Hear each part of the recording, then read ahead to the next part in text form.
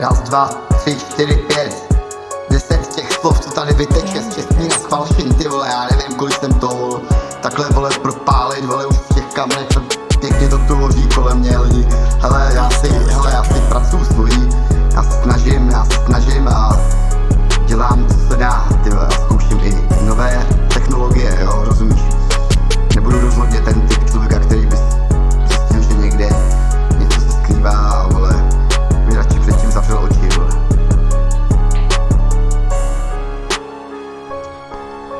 Typický keci každýho feťáka, co se tady pohybuje po okolí, víš co, já jsem tamto něco, vole, já co, víš co, a nikdo jim nerozumí, kámo, ty lidi tady lítají, nikdo si jich nevšímá, doktoři je cepujou, vole, práškama, který akorát se setujou ještě, vole, víc, víš co, a když pak se ti můžou, vole, třeba předávkovat nebo to, že tak to je dej prášky feťákovi, ne, ať už žere pár nebo to prostě je úplně to nejhorší, co můžeš udělat.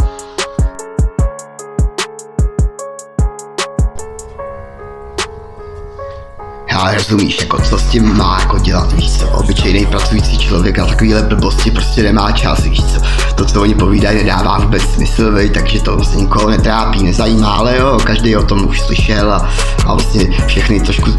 zajímalo, co se tu přesně děje, že jo, že jakoby jsem fakt jako docela dost poctivý reportér, no a jo, trošku mi teče tady ze slin, ty vole, víš co, pervitin a tak, no, takže jsem myslel, že jako jakýkoliv dveře k tomu jako pracovat jako nějaký třeba člověk, který může s touhle věcí pomoct, vole, vlastně jsou pro mě spíš zavřené, že jako pomáhá spíš vždycky systém, viď, ale ono to tak úplně není, že okazané. Jsou tu lidi, kteří se o nás starají prostě a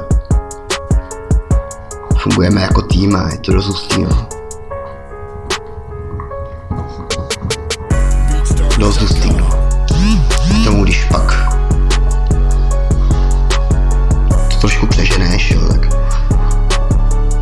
anebo je správný čas a správná doba a správný místo, tak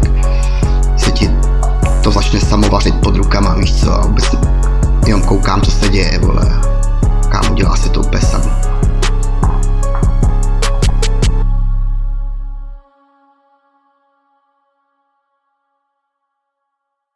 BeatStars.com